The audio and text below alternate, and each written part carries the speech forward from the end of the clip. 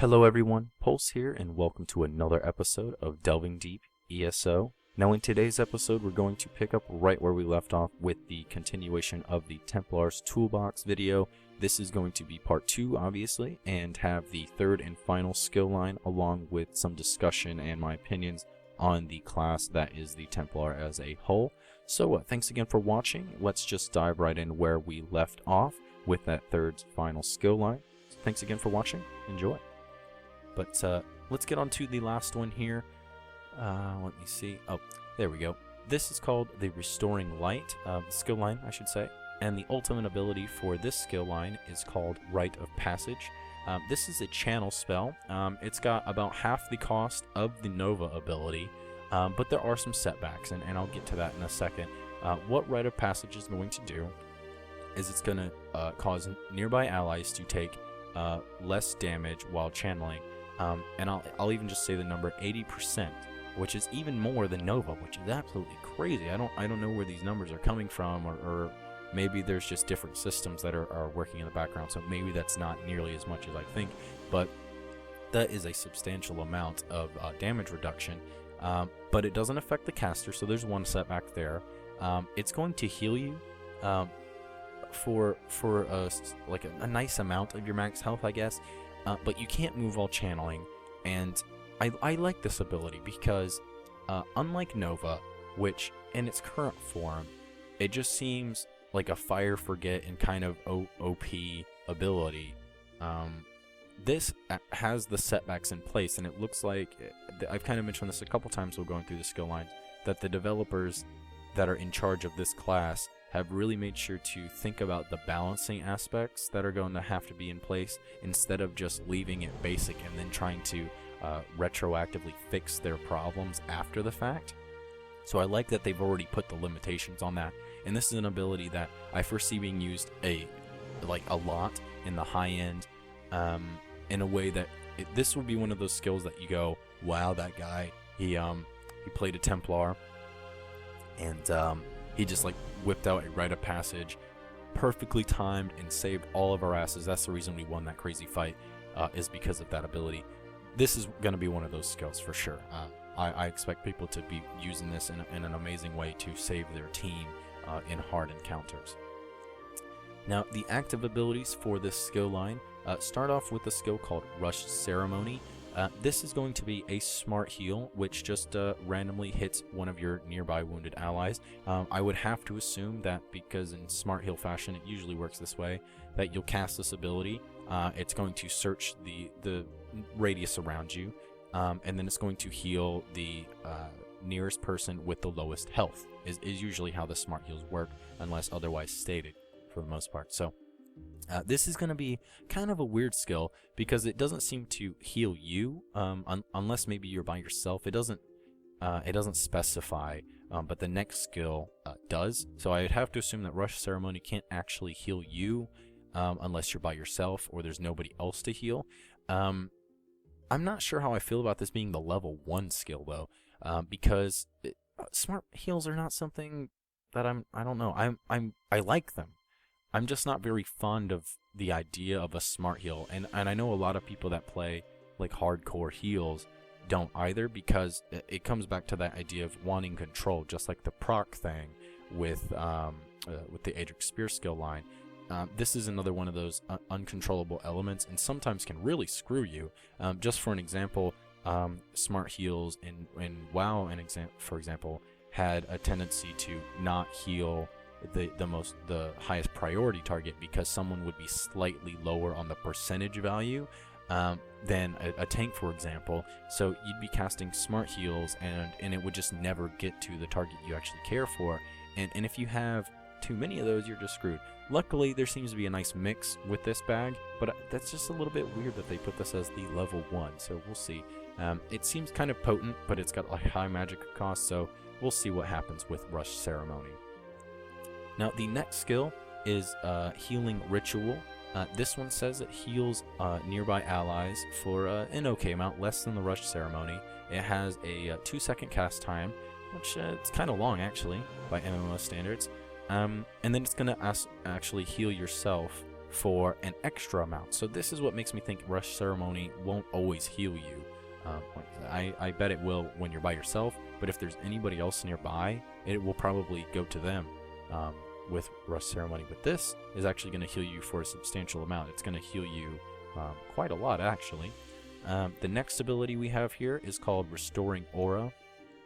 Now this is, when it's slotted, is going to automatically give the passive ability to increase stamina and health regeneration. Oh, I'm sorry. Actually, when you have it in the skill bar, it's going to have two things happen.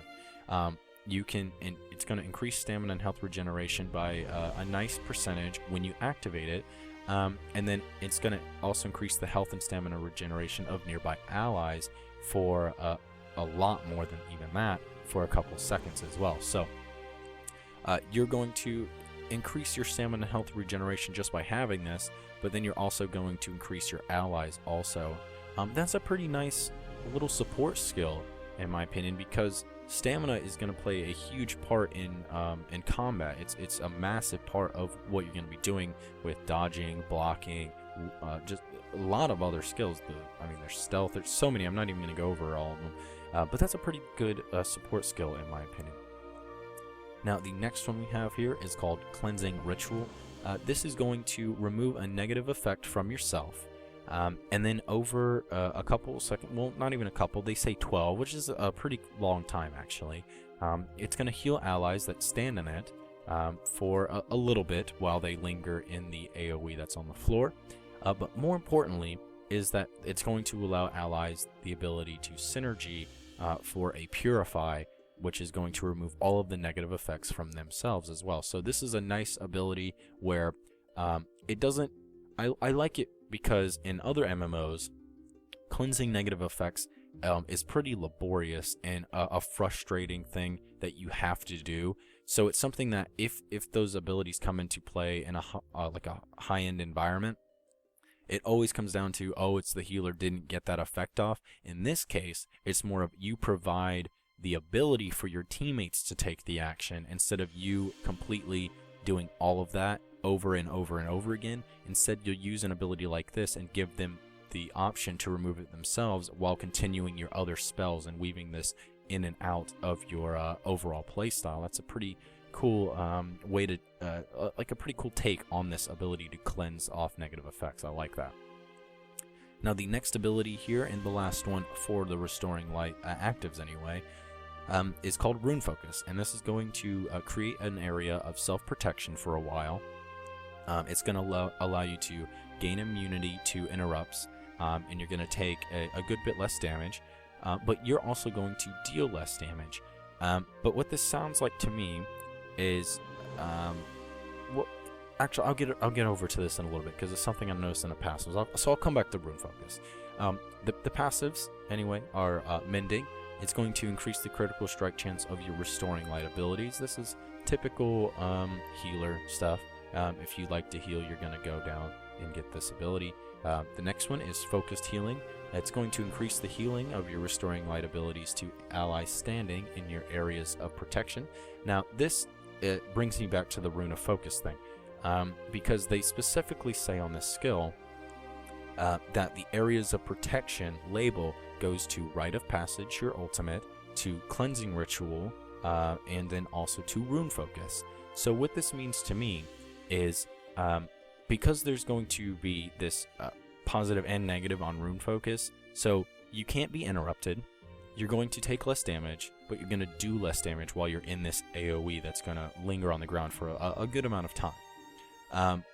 What this also means, though, is if a player is skilled enough and has the foresight to see that they are going to die otherwise, they can take the less damage they're going to do, they can take that debuff and then get burst healed by you because of their Focused Healing passive. And I actually foresee this being one of those things. Again, this is another one of those skills with the Templar that I foresee being utilized in a much higher tier of player differently than the average guy. I can foresee this being one of those skills where it's like, okay, we absolutely have to survive this. We won't need to worry so much about the damage, so we'll place it in a way so that our people can kind of rotate in and out, or just put it over the group as a whole when we don't need to do damage at all, or we can slow down a little bit. And then utilize the passive of focused healing, because it actually says 100% extra healing. That is a huge amount, so you'll just be doing double the healing to all the people in your rune focus. But that also goes for your cleansing ritual. So you'll be using your cleansing ritual and rune focus along with this passive as a way to burst AoE heal, using the other skills. In the skill line, and that's a really cool. I guess it's we'll call it a mechanic where maybe that's not intentional. They didn't maybe mean for you to utilize those AoEs in a way to burst heal your allies. But considering that they have this passive here, that's what's going to happen. They probably just wanted this to be like, oh, if it's already down, you can get some extra healing out of it. But that's not what's going to happen at all. People are going to utilize those extra AoE spaces that even if the magicka is high on the cleansing ritual and rune focus, they can use those to burst heal in the situations that call for it. So those abilities are going to be used not only for the ability to cleanse negative effects or provide defensive through immunity to interrupts and taking less damage, but also to provide this AoE burst heal potential. That's a pretty cool synergy that they have going. I'm not convinced it's really intentional, but I really foresee that happening with those skills combined together. Now, the next passive we have here, we're going to move on to, called Light Weaver. This is going to make your restoring light abilities gain the following effects.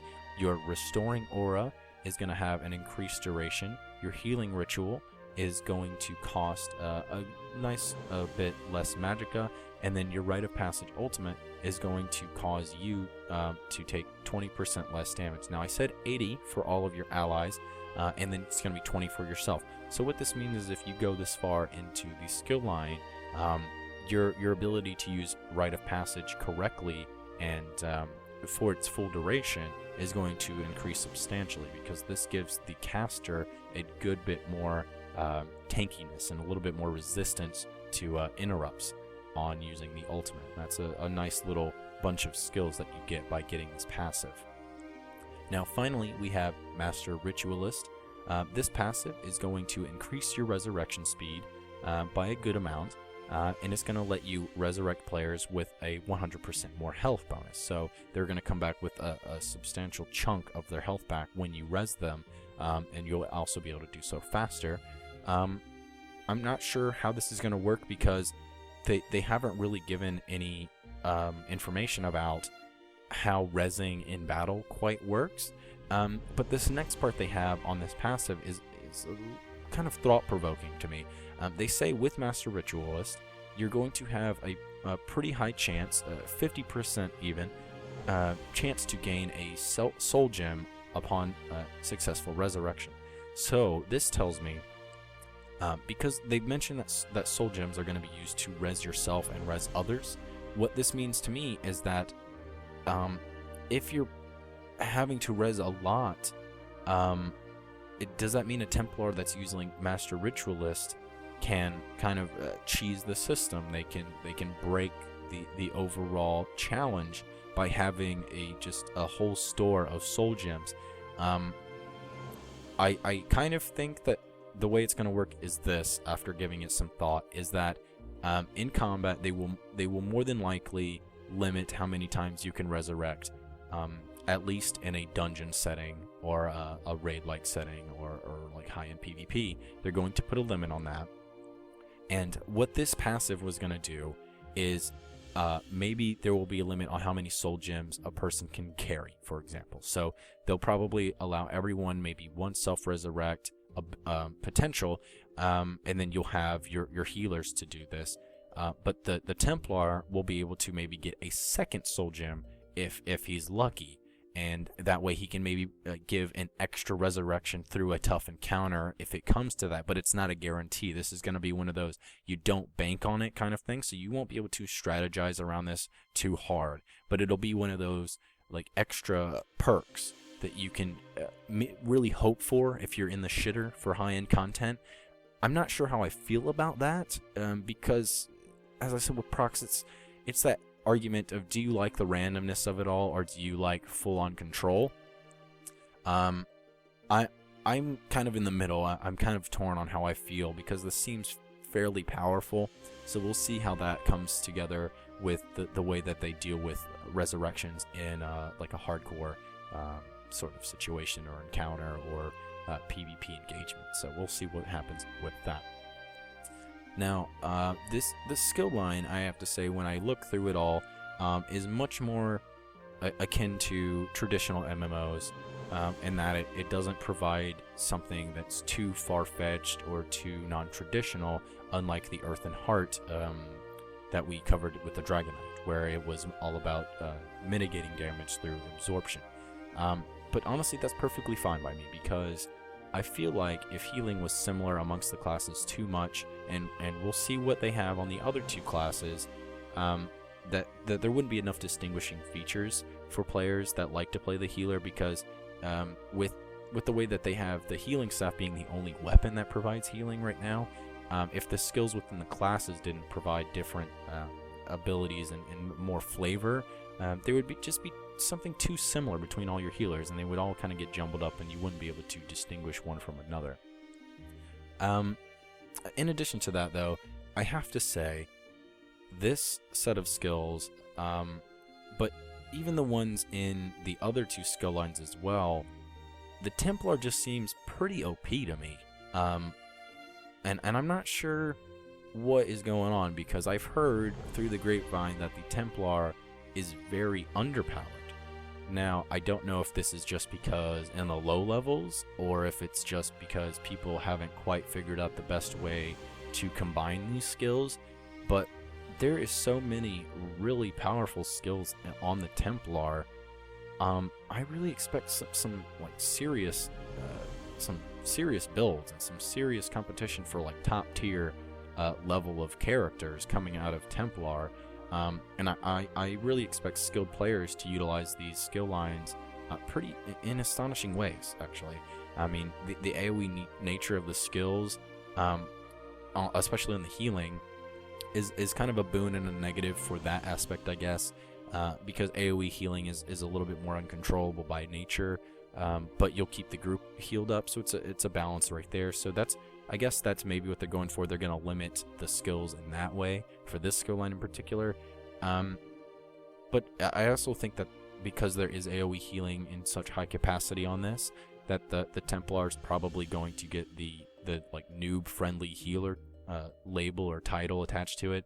I don't support that, though, mainly because I've always kind of supported the idea that a skilled healer will far outshine a non-skilled or an average healer, even if you're playing the same class and your class is known to be like OP or whatever. The really skilled player is going to far outshine an average player utilizing the same class. They might be closer if you have an underpowered class and then a skilled player plays that class, and maybe the difference between the two is going to be substantial. But when you're playing a healer anyway, the difference is there. And I'm not a fan of like labeling a class noob friendly or anything, because play it how you want to play. That's the whole point, is it not? Let me see here. What else is there to say? I'm not really sure how well this skill line, in particular the Restoring Light one, is going to hybrid. But I kind of feel like maybe what they've deliberately done is they've made this class, and especially this skill line and the Adric Spear skill line, much more traditional in a sense, so that out of the four classes, when all of them are combined and in the same game, there will be a nice appeal to both the new and the old.